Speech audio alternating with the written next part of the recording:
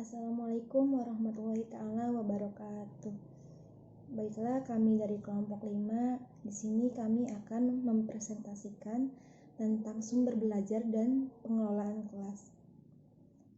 Baiklah, nama-nama kelompoknya saya sendiri yaitu Cici Agustin, Reska Ulfa Afifi, Santi, dan Sekar Ayu Tias.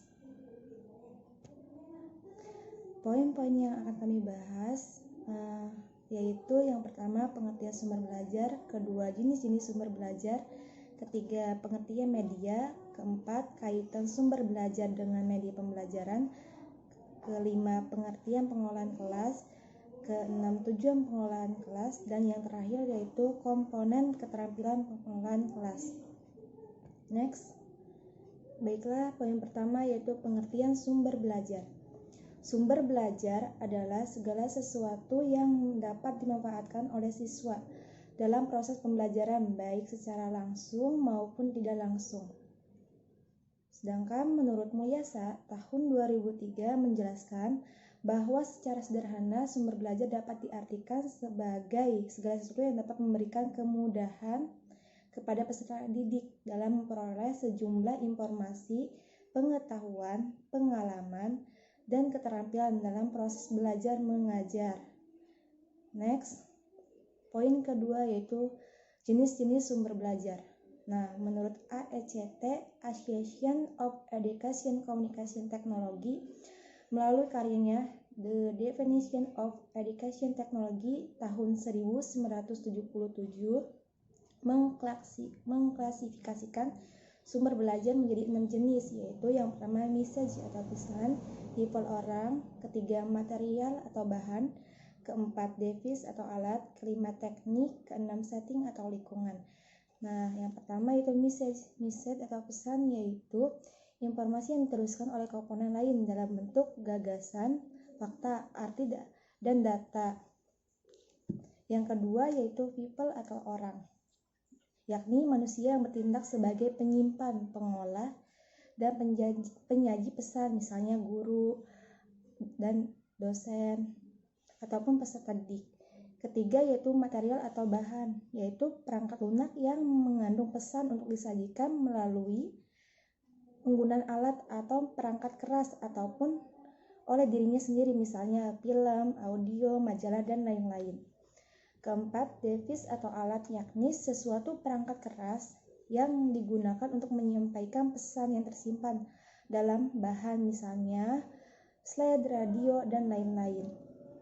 Kelima, teknik, yaitu prosedur atau acuan yang dipersiapkan untuk penggunaan bahan, peralatan, orang, lingkungan untuk menyampaikan pesan, misalnya simulasi, demonstrasi, tanya jawab, dan sebagainya.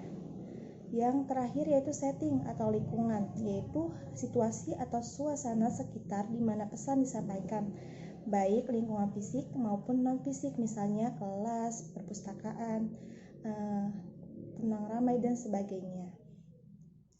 Next, secara garis besar terdapat 2 jenis sumber belajar menurut asal-usulnya, yaitu yang pertama sumber belajar yang dirancang atau learning research by design, yakni sumber belajar yang secara khusus dirancang atau dikembangkan sebagai komponen sistem instruksional untuk memberikan fasilitas belajar yang terarah dan bersifat formal.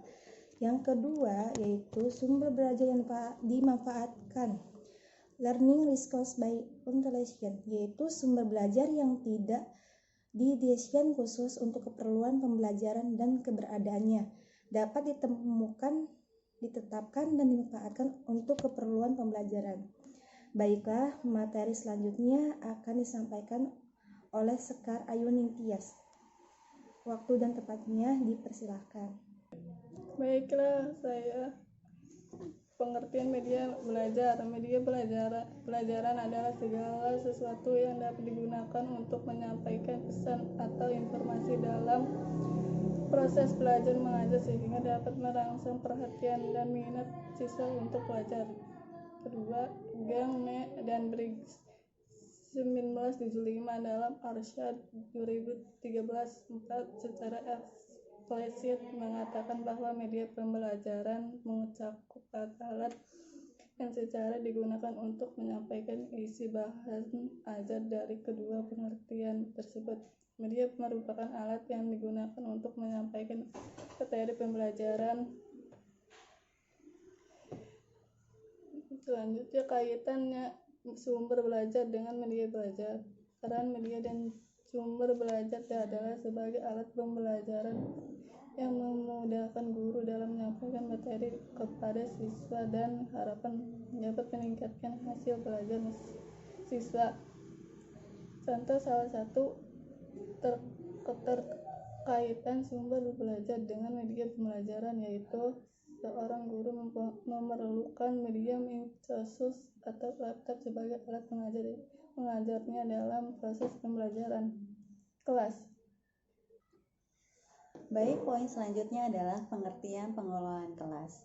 Pengertian pengelolaan kelas adalah keterampilan guru untuk menciptakan dan memelihara kondisi belajar yang optimal dan mengembalikannya bila terjadi gangguan dalam proses belajar mengajar. Pengelolaan kelas juga dapat diartikan sebagai suatu usaha yang sengaja dilakukan untuk mencapai tujuan pengajaran. Kesimpulan dari pengelolaan kelas adalah pengaturan kelas untuk kepentingan pengajaran. Lalu, tujuan pengelolaan kelas adalah menciptakan dan menjaga kondisi kelas agar proses belajar mengajar dapat berlangsung dengan baik.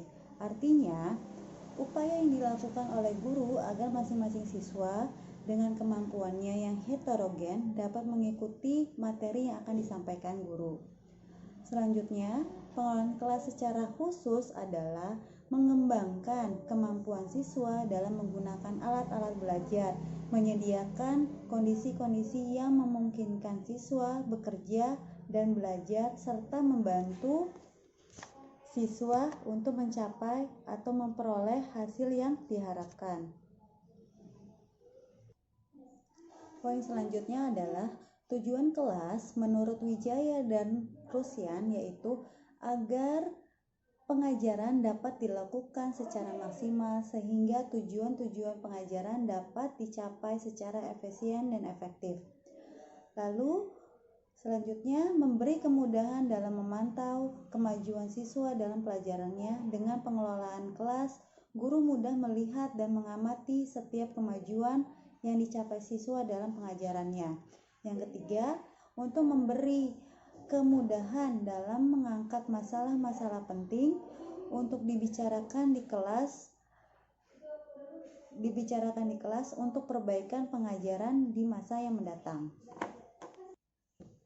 Baiklah, materi yang akan saya lanjutkan yaitu tentang komponen keterampilan pengelolaan kelas.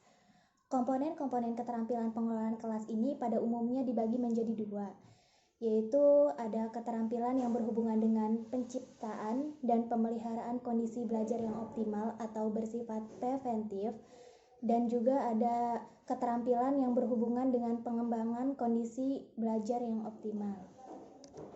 Nah, untuk keterampilan yang berhubungan dengan penciptaan dan pemeliharaan kondisi belajar yang optimal atau bersifat preventif ini, yaitu keterampilan ini berhubungan dengan kompetensi guru dalam pengambilan inisiatif dan pengendalian pembelajaran secara aktivitas yang berkaitan dengan keterampilan, yaitu keterampilannya terdiri dari keterampilan sikap tanggap, membagi perhatian, pemusatan perhatian kelompok. Keterampilan sikap tanggap ini dapat dilakukan dengan cara yaitu memandang secara seksama, gerak mendekati, memberi pertanyaan, dan reaksi terhadap gangguan dan ketakacuhan.